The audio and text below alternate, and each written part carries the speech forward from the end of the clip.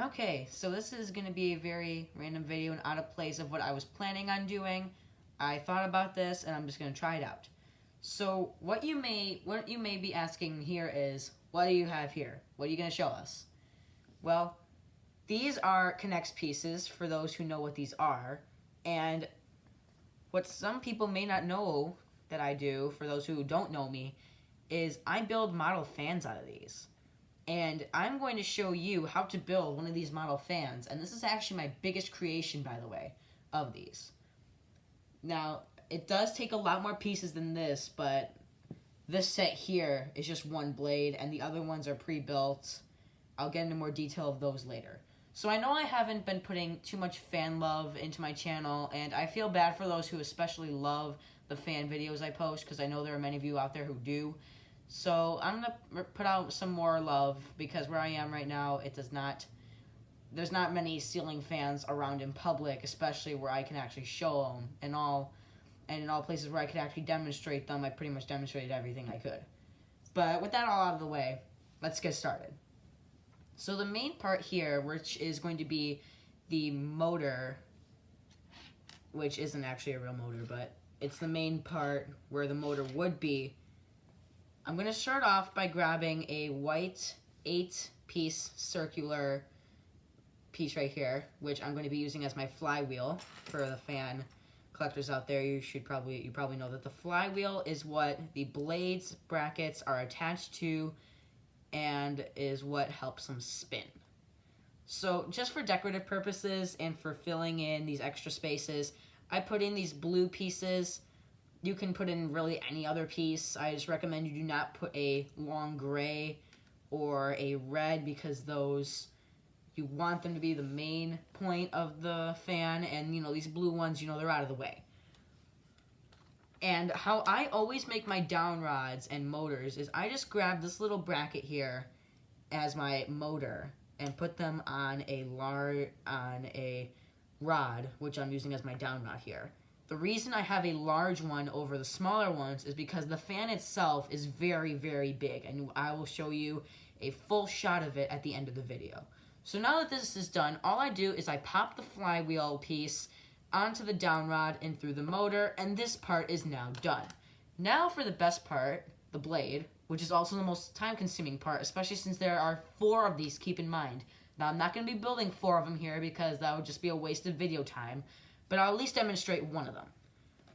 So what you're going to need are 2 of these gray small brackets, 2, preferably orange, of these more larger brackets, 1 long rod, preferably gray.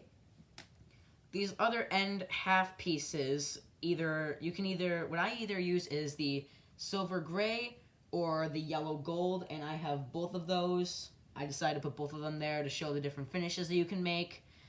So let's start with the overall blades. What I do first is I grab the orange brackets and put 2 of my red rods, because you're going to need 4 of them to make just one blade. 2 of my red rods on the bracket, and I do this twice for each blade. Now that those are set up, I'm going to grab these brackets here and put 2 on either side of a yellow rod. I prefer yellow, but these are just the sizes and the colors that I had. I know there are many other colors with these sizes out there. Next up, we're going to connect the red to the yellow on the both upper and lower part. So the overall blade is now done. But in order to actually keep the blade attached to the rod that we're going to attach to the motor piece, I'm just going to start off by putting one of these small brackets on towards the front. They do take a little force to kind of actually get in there. So I'm just going to feed this through here. And the blade should be drooping down like this. This is what you want, or at least this is what I want for what I'm trying to make. This one here is kind of tricky, especially since I'm trying to do it in the air. Make sure that those are snug very tightly. It can move like this, but you don't want the back bracket all the way back here because you don't want the blade to be going, down like this. You want it to be staying as stationary as possible. Now, of course, if you do spin it around, it can wear out or wear down, but that's completely on you if that happens. So this is just one blade. I have the other ones built. There's the other gray, we have the yellow, and then the other yellow. Now what we're gonna do is I'm just going to attach these one at a time onto the motor piece. So what I'm doing here is I actually put the yellow, I'm putting them across from each other. I'm actually going to take out the down one for this, it's going to be easier.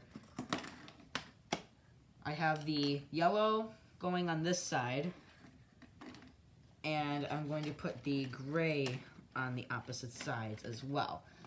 So it should, the whole blade and flywheel set together should look just like this.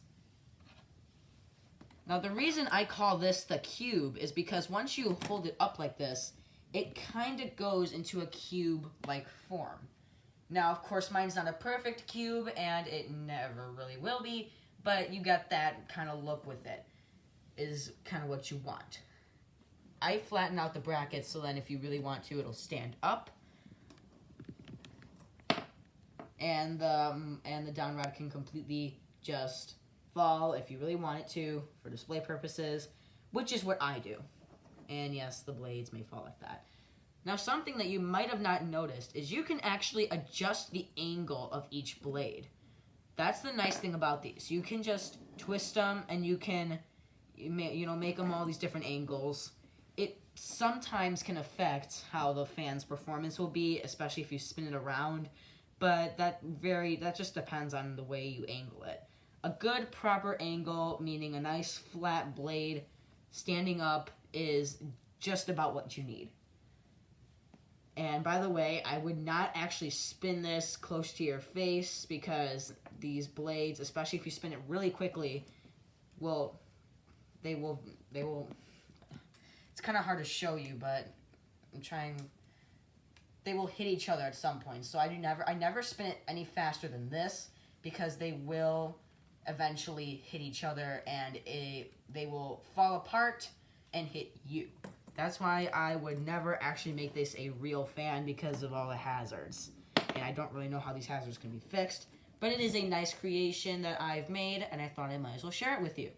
So I hope you enjoyed this, and if you have these kind of pieces at home and would like to build it, good job.